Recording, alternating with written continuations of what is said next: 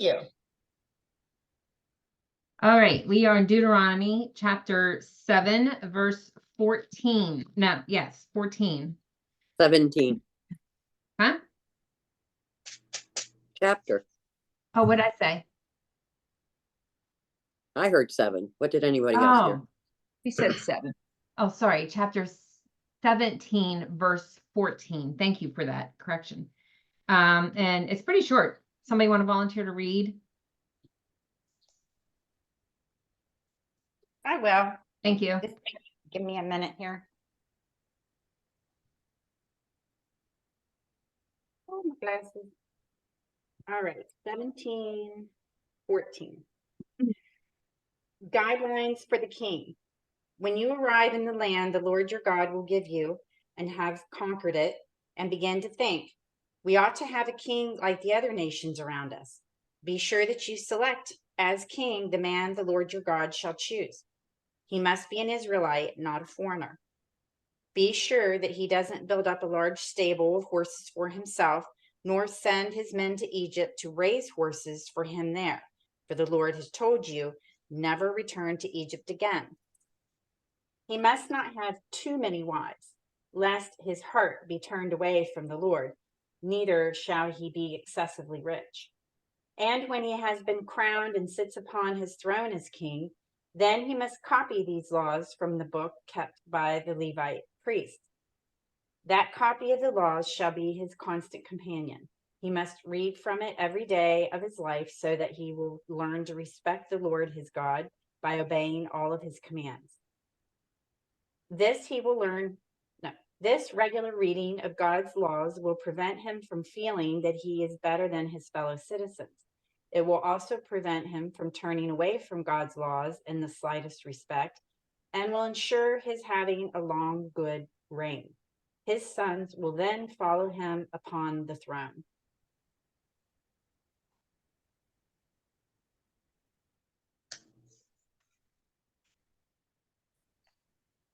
I was looking to see because it says about not returning to Egypt, and one of the kings did, and I think it was Solomon, and I think he got horses from there, but I'm not sure. Cindy, whenever you're ready, if you'd like to start with John. Yes. 17:14, a king. The office of king was anticipated by Moses in the Pentateuch. He anticipated the time when the people would ask for a king, and here gave explicit instruction about the qualifications of that future king. 17:15, from among your brethren. How the Lord would make that choice was not explained, but the field was narrowed by the qualification that he must be a fellow Israelite. 17:16:7, multiply, multiply, multiply. Restrictions were placed on the king.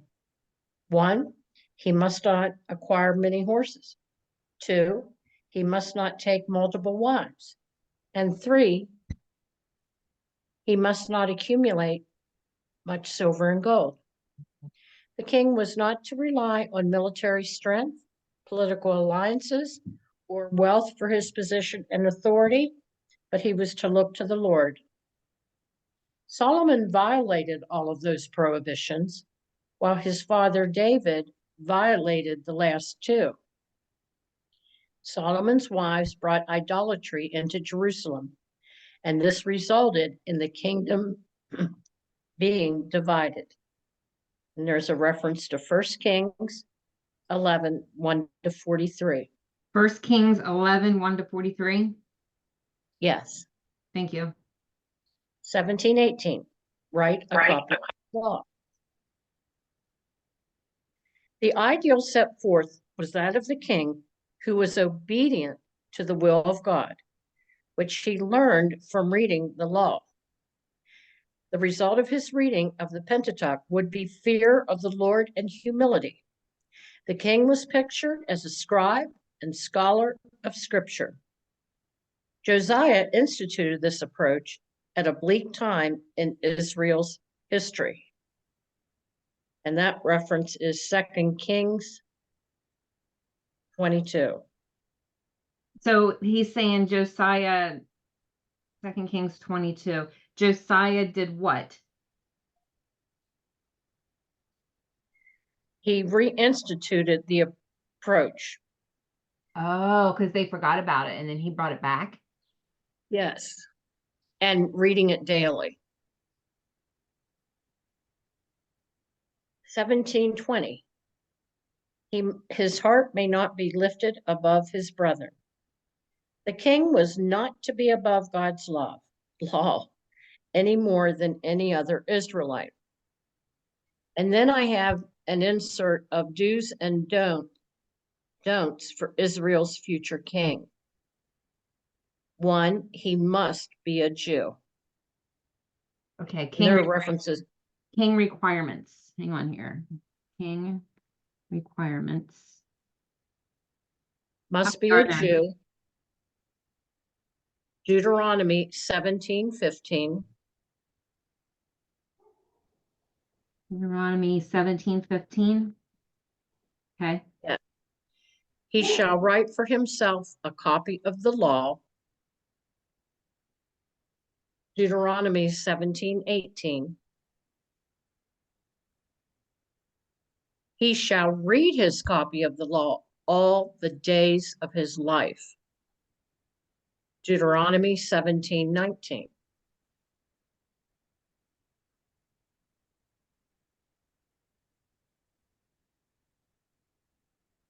That would make him very smart and capable. Or he shall fear the Lord. Deuteronomy 17:19.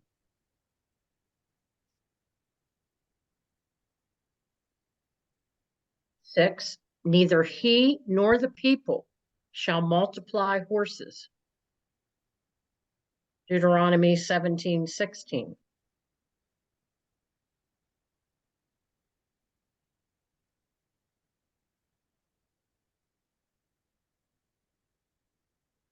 He shall not return to Egypt. Deuteronomy 17:16.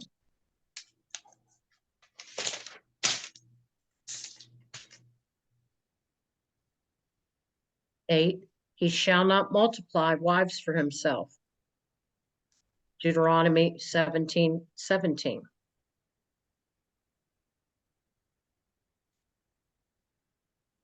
9, he shall not greatly increase silver and gold for himself.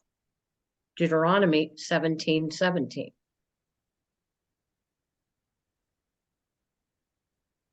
10, he shall not lift his heart up above his people. Deuteronomy 17:20.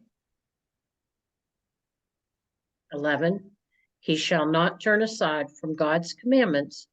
Deuteronomy 17:20. That's it.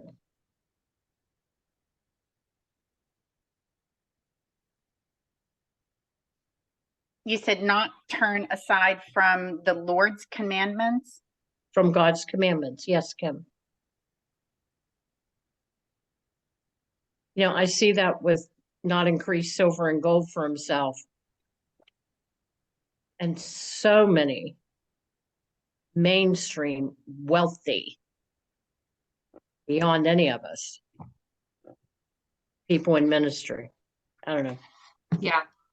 Well, even looking at our own government, people that are supposed to be serving the people and they're making millions. They come in having very little and leave having millions. Well, they've made that money somewhere. That's correct.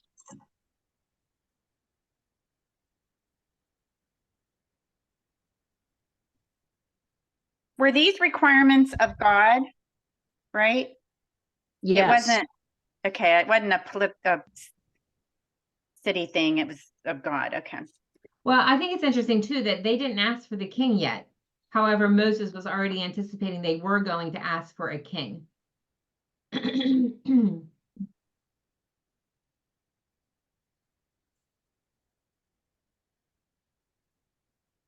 And so Moses basically had laid out, well, when they do, I think there's something deeper there that I'm not seeing. Is it just inherently in us that we feel we need a leader. Besides God. Yeah, I mean, I'm thinking, when did these governments first start? And, we feel like we need a leader. I don't know. But it's interesting. I just listened to a podcast that was kind of on that subject, but it was about children that had been stranded on a deserted island, and they had to chaos erupts if there's not a Leader. some form of leadership. Yes. Yeah. Animal Farm, the book. I think that's the name of it. Well, they referred to I've never read this book, and this was just it. Yeah, and it's not true, but it was based on a true story, and it was called Lord of the Flies, I think. That's it. Lord of the Flies. That's it.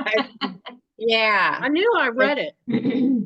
Okay. But then there's actually was a group of kids that was stranded, but they did not turn against one another. Like, they actually survived and did a good job. But there had to be that organization system. They had to, yeah.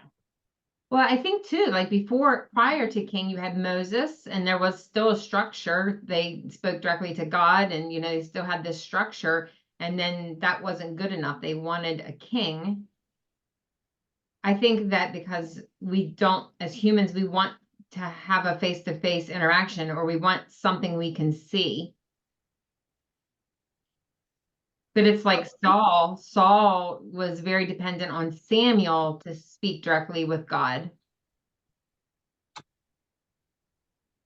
God made us that way because he even had created the apostles, the 12 apostles. He chose them specifically to be leaders in his place to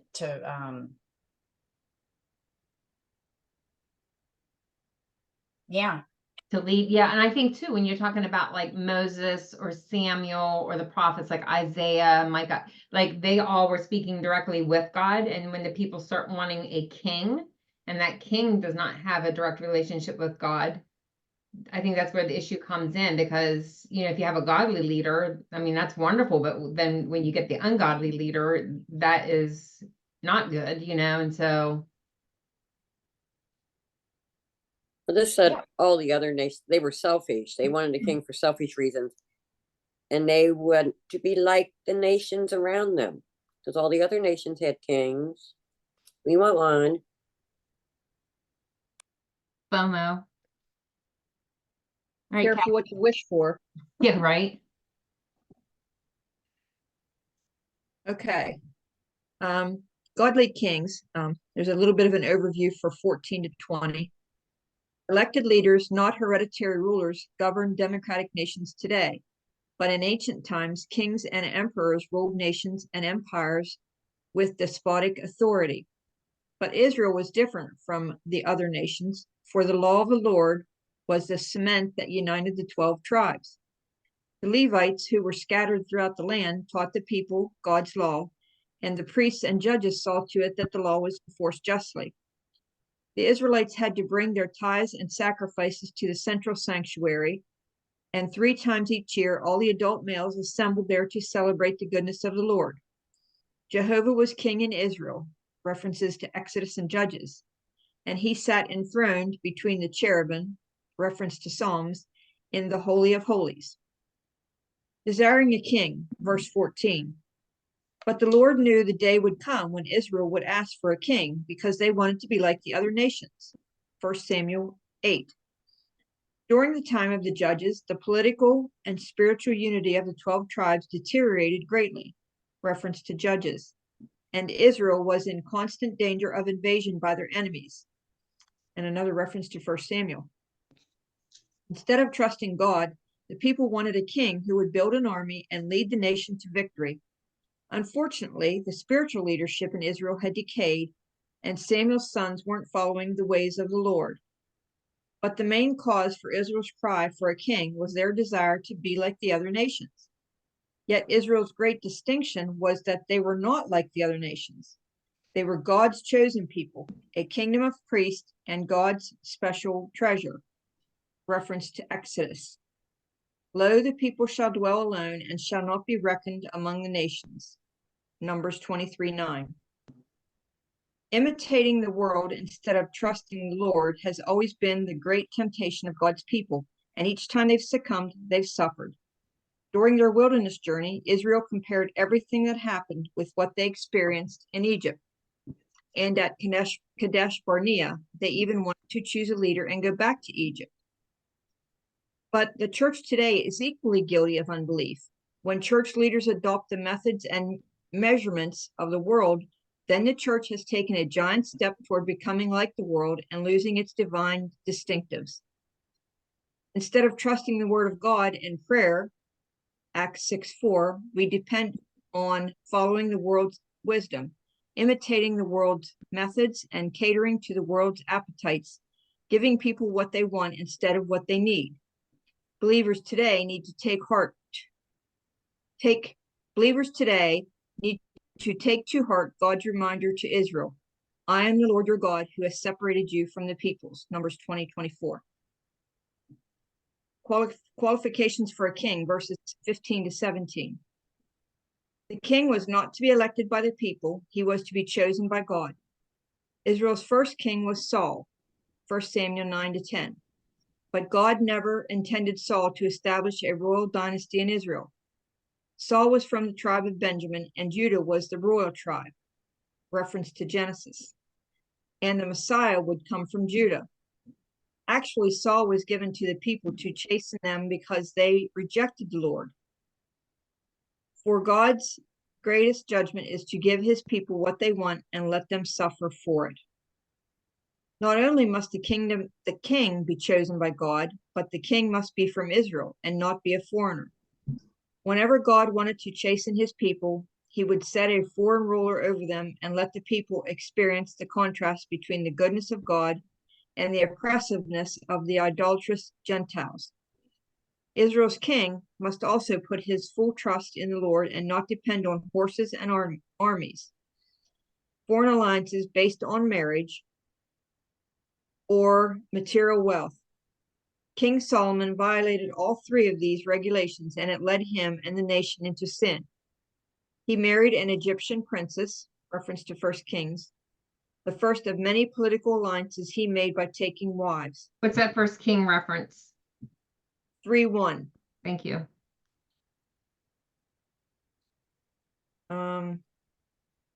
He went back to Egypt not only for a wife, but also for horses for his army, and built chariot cities in Israel, where he stabled his horses and chariots.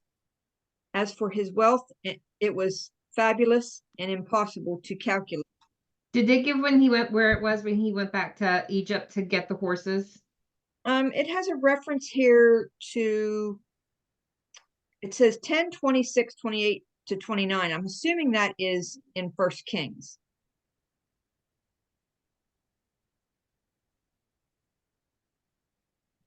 I mean, it doesn't say, but since he referenced 1 Kings ahead of that, I'm assuming that's where it means. I'll look it up here real quick. 1 Kings 3. 10, Um, 26, verse 26, 28 to 29. 26.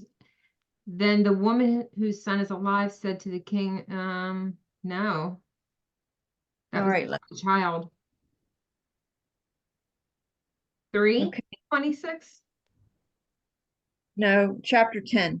Oh. I'm in the wrong place. Hang on. 10:26. And Solomon gathered chariots and horsemen. He had 1,400 chariots and 12,000 horsemen whom he stationed in the chariot cities with the king in Jerusalem. And the king made silver as common as Jerusalem has stone. He made cedars plentiful, blah, blah, blah. And Solomon import of horses was from Egypt.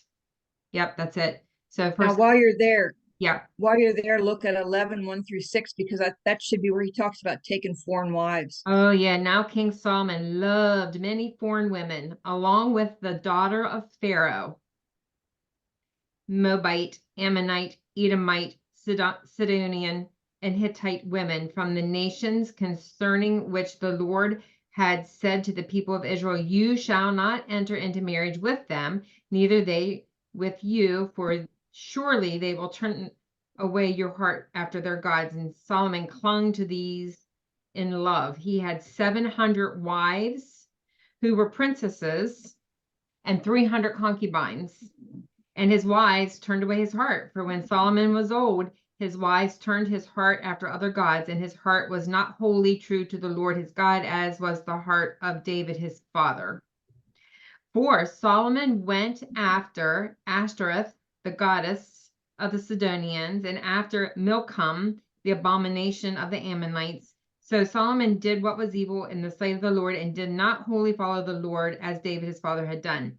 Then he built a high place for Chemosh, the abomination of Moabite, and for Moloch, the abomination of the Ammonites, on the eastern mountain east of Jerusalem.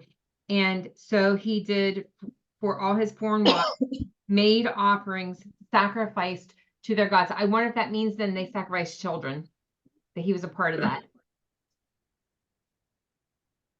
Could be. Well, we know Moloch.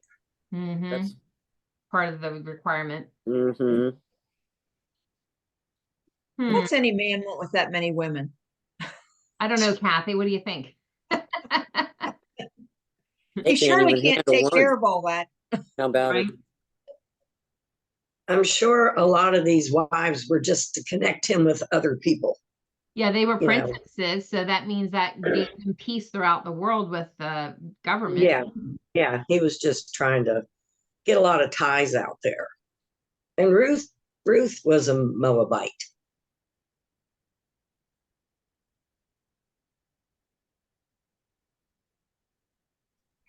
There is right after those references, there is a footnote here.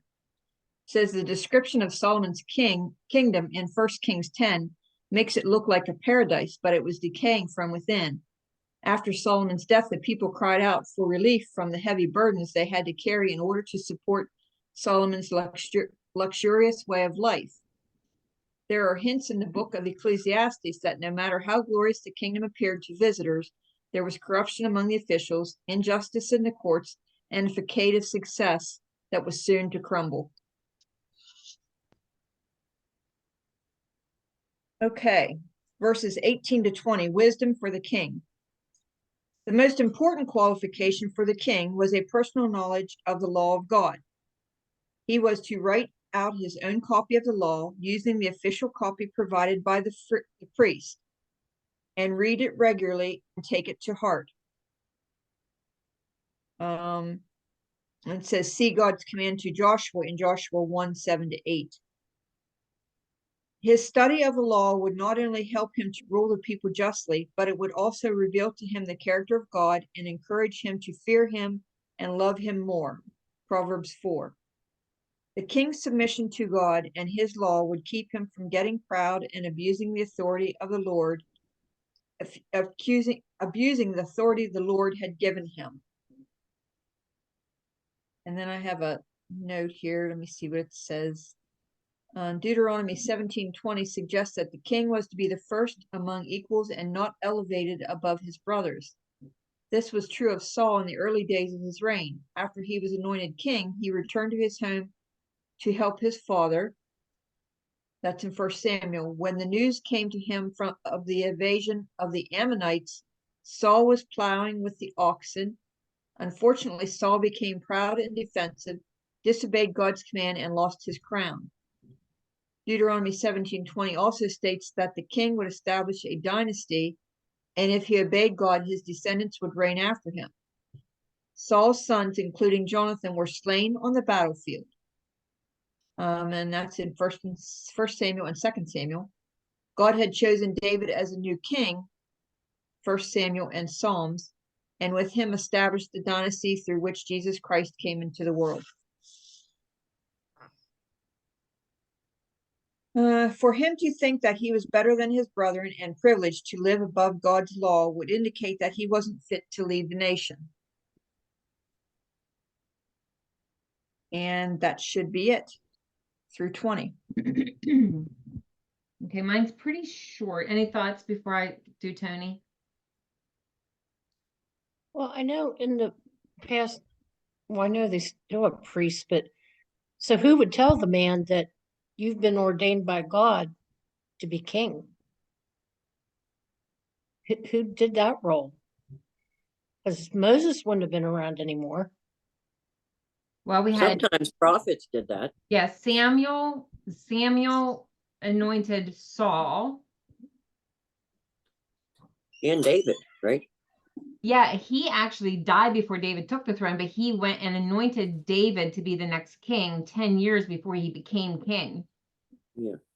But then Okay. Solomon, then God said the reign would never leave David's throne. So Solomon, which is interesting because Solomon is the love child between, not the first one, but it is a child between Bathsheba and David, which I think is really interesting.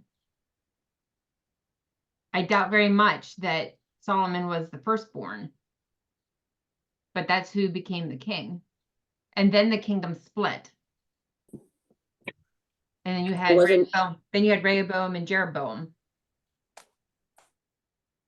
What, Lori?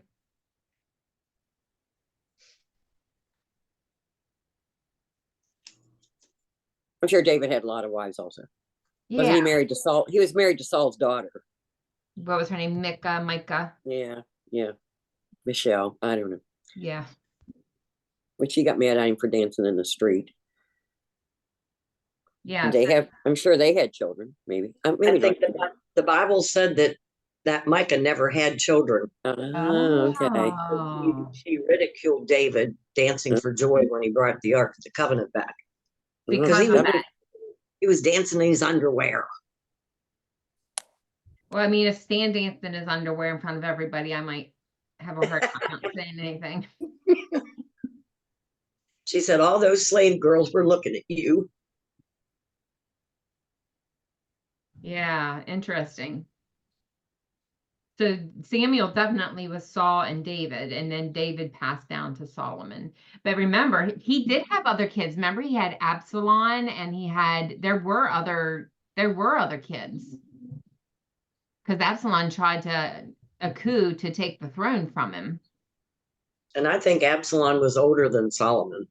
Yeah, that's what I'm thinking too. Which maybe that's why. He was one of those firstborns. All right, 17, 14 through 20. Next, God provided instructions for that monumentous day when Israel would become a monarchy. That switch in governmental approach, however, wouldn't mean that God ceased to be Israel's king. Rather, the divine king would rule through a human king.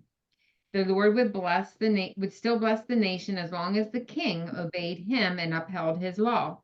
Israel's history demonstrates that their kings, for the most part, were failures. It would require God himself coming in human flesh to be the king that Israel needs. In its early years in the promised land, Israel would be ruled by judges and priests, but the book of Judges reveals how imperfectly that system would work.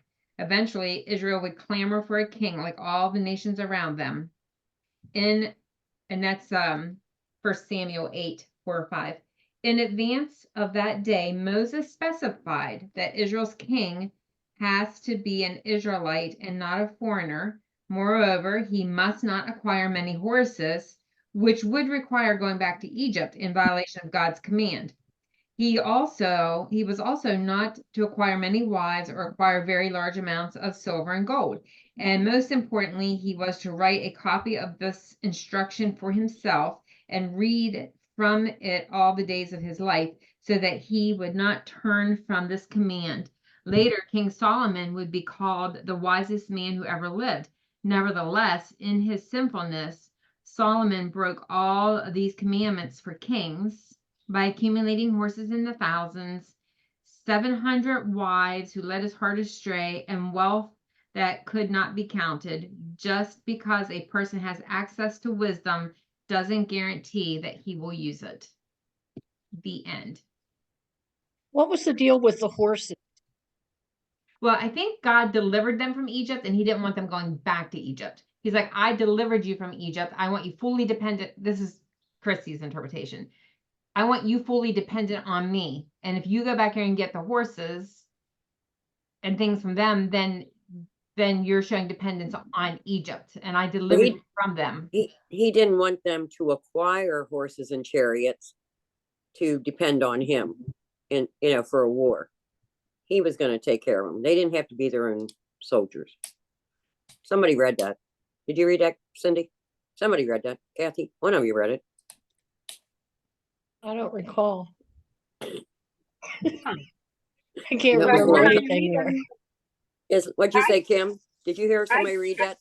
No, I didn't. I don't remember that either. And the same thing crossed my mind. And I only came up with, it was another sign of wealth. I didn't know. I don't know. That could be. I think dependence too, like, where it's like David counting his military men, like, how strong are we? Can we take them? And it's like, God was like, you're depending on yourself and not me. I think that would be hard not to do, though. This kind of clarifies some things to me. Back around Easter time, I watched a movie about Solomon, and I don't think I ever thought about him like with these things that he broke the law with or sinful to. He was the wisest man, so he was just great. And according to this movie that I watched, it portrayed him with a lot of these things, and I'm like, really?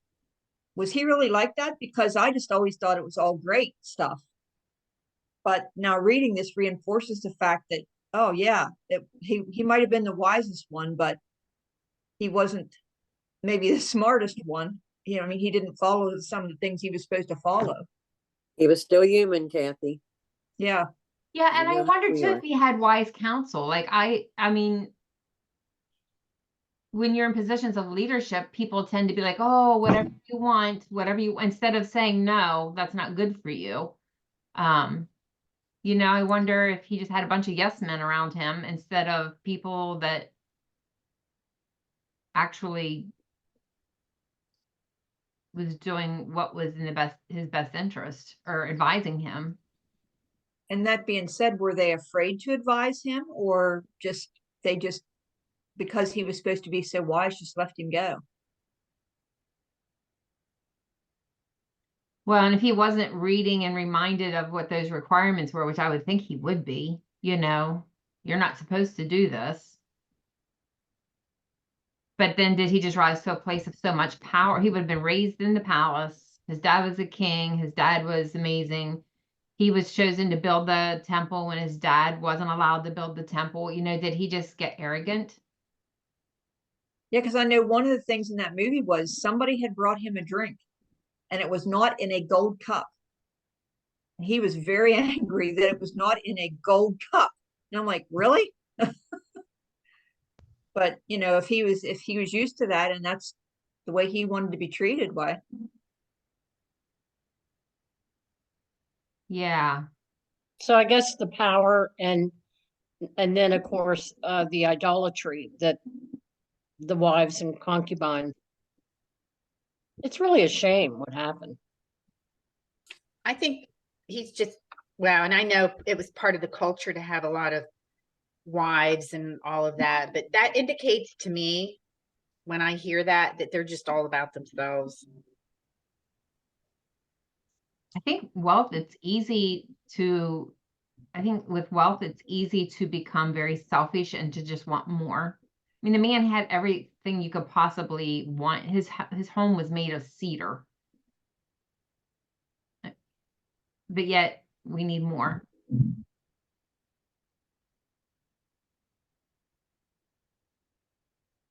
Any other thoughts?